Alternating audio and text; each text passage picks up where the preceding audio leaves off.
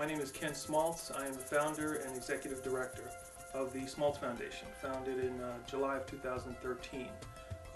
The organization founded as a result of my dad developing Alzheimer's back in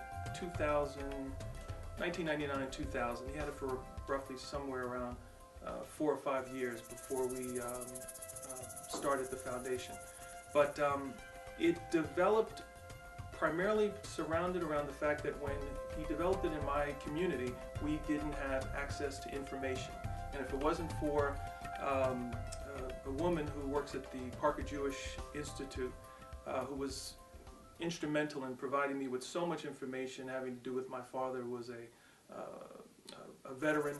There are so many different, there's so much money that is available to people who are veterans and to people in my community that I didn't know about, and if it wasn't for people like her, I wouldn't have gotten this information. And because of that, my dad attended her facility in New Hyde Park. The foundation started primarily when he was attending it. I said to myself that I wanted to somehow give back.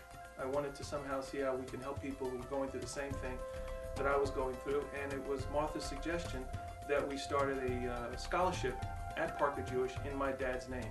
And since then, it has developed into a foundation which I mentioned was founded in 2013. We have since held an event in the community of Harlem at Harlem Hospital last year to educate the community, specifically because of the fact that African Americans, Latinos, are 2 times more likely to get the disease than whites. And this being our second year, I started working with Bob, who has been a friend of mine for, I don't even know where, I should say how long, because it goes back at least 20 years or more.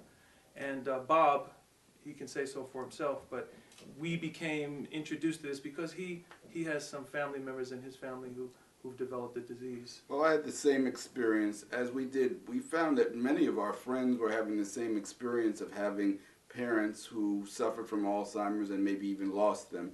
I lost my father to Alzheimer's as well as my grandmother, and this year I lost my aunt to Alzheimer's. So it's a very personal experience, and we as a family went through some of the same issues of dealing with the triple impact of Alzheimer's, which is emotional, financial, and legal.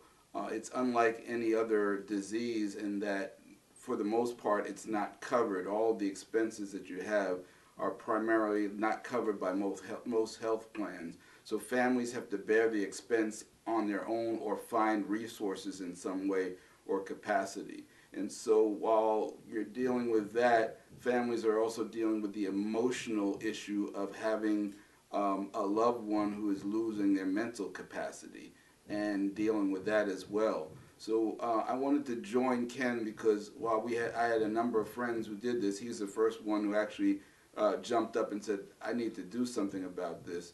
So I wanted to support him, and we've been able to collectively put together, I think, a very, very interesting event in terms of the quality and level of resources that we're bringing to the community of Harlem, in particular to caregivers and their families, to help them deal with this issue.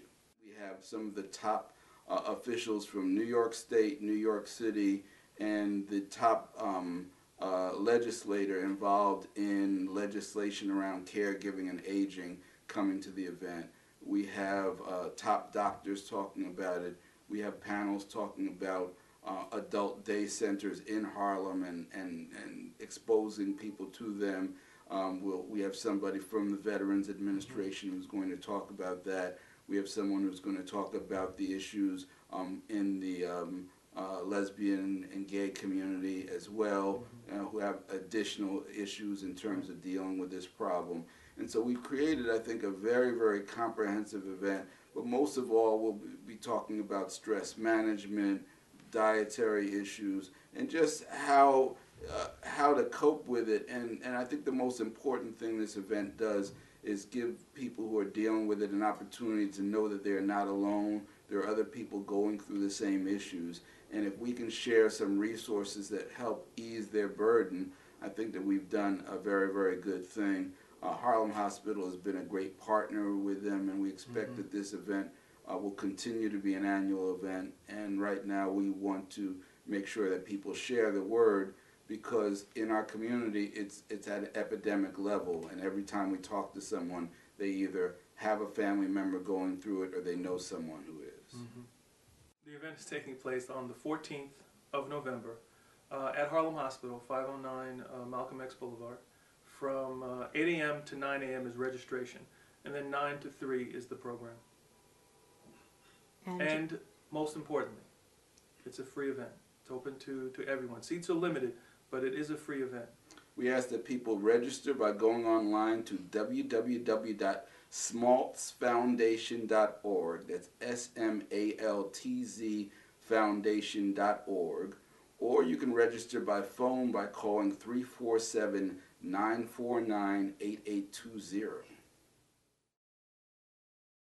Anyone who is dealing with Alzheimer's, either directly or indirectly, should come. And most people in our community know someone. So there are also professionals may want to come too, because we're sharing a lot of very, very important information from some very primary sources. And all the news on Alzheimer's is not bad. There's actually a lot happening right now in terms of medical breakthroughs. And so some of the things we'll be talking about are some of the things that you can do to slow the onset of the disease, and maybe potentially to prevent it. And so we'll have some conversations about brain health and nutrition, and stress reduction. So there's a lot of information, a lot of resources, and for caregivers, I think they'll find that it's like it'll give them a little bit of a breather, a day off. Well, being a caregiver, I can speak passionately about that.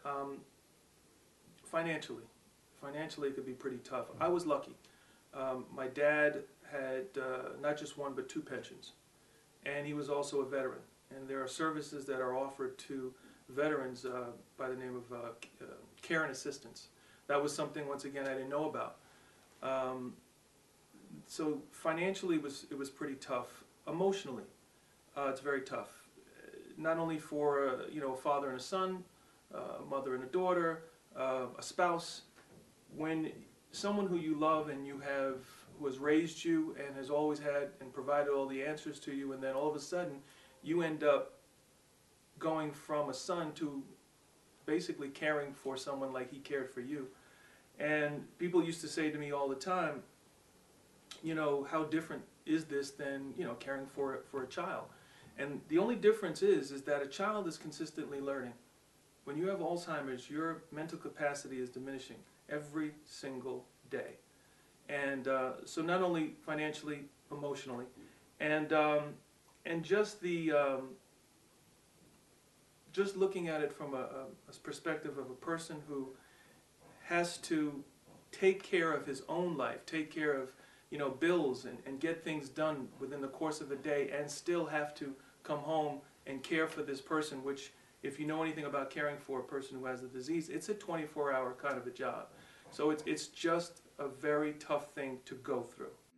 Because while you're dealing with the logistics of it, which is you're dealing with a family member who's losing mental acuity, so there are safety issues. There are various stages that you go through from the time that someone is diagnosed with Alzheimer's. And usually there's a pre-diagnosis in that before the official diagnosis, most people have started noticing that they might be repeating questions, and people chalk it up to senior moments. But then when you get that initial official diagnosis, then that's like the reality check for the family. So that's the first emotional wave that's going to hit. And then as you're dealing with it, many different incidents may come up. And so if you have a safety challenge incident where it's the safety of the person who has it, or the safety of a caregiver is challenged because of a nighttime incident or wandering or something like that, that takes an emotional toll. What happens is that strains everything else, because it usually happens in the most inconvenient time or place possible. And so then there are the different stages of having to make decisions along a timeline. So there may come a time when, okay, now it is no longer safe to have this person in the home with the primary caregiver. And what are the options, and what are the costs of the options? So along the issue of dealing with the emotional turmoil, then the financial issues come in, because every step along the way, the financial issues escalate. If you're talking about a day program, that costs this. If you're talking about assisted living, that costs more. If you're talking about in-home care, that costs something.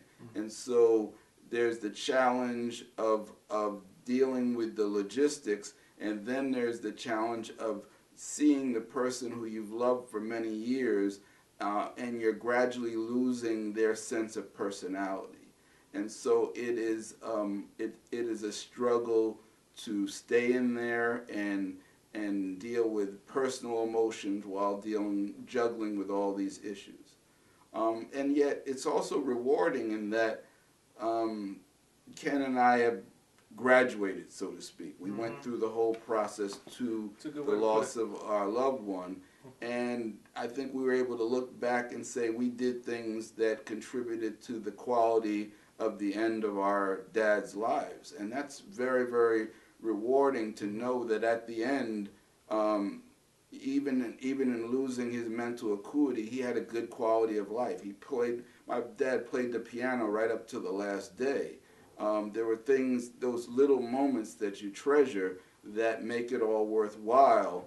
And so the information that we gathered along the way contributed toward making it work. My dad also was a veteran, and the veterans benefits was a big difference maker in terms of being able to deal with the financial burden. And so we got these informations along the way. I think we all met our little guardian angel, somebody who maybe ushered us through a Byzantine process and showed us where and how to get the resources. Yeah. And that's why we do this, because we have an opportunity to do the same thing now, hopefully to a larger group of people, to say, hey, here's that information that can take your life from being a living hell to being bearable, to the point where you can now support your person who's going through this and help their quality of life and help the quality of your own life. I think one of the other things about caregiving that a lot of people don't see is the self-care aspect.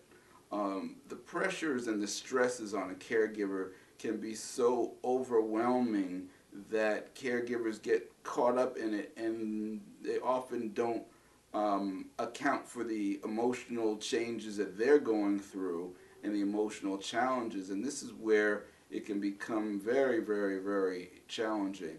It really is something that in my family it was a family effort, because my mother was the primary caregiver. But not only did we have to concern ourselves with my father's health and well-being, we had to concern ourselves with my mother's as well.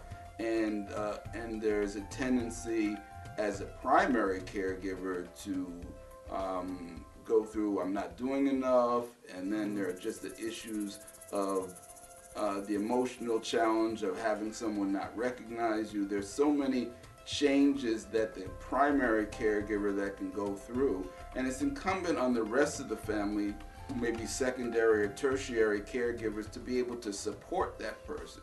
And so it's really a team effort. It takes a village to give care to someone with Alzheimer's. We just want people to be aware. We hope that people will come out. We ask that people share the information, and we think that it can really change lives if they come to this event, because the resources that you might find at this event can be so critical, and not only for the quality of life of the person who has Alzheimer's, but also for the family that's involved with basically sharing the burden of it.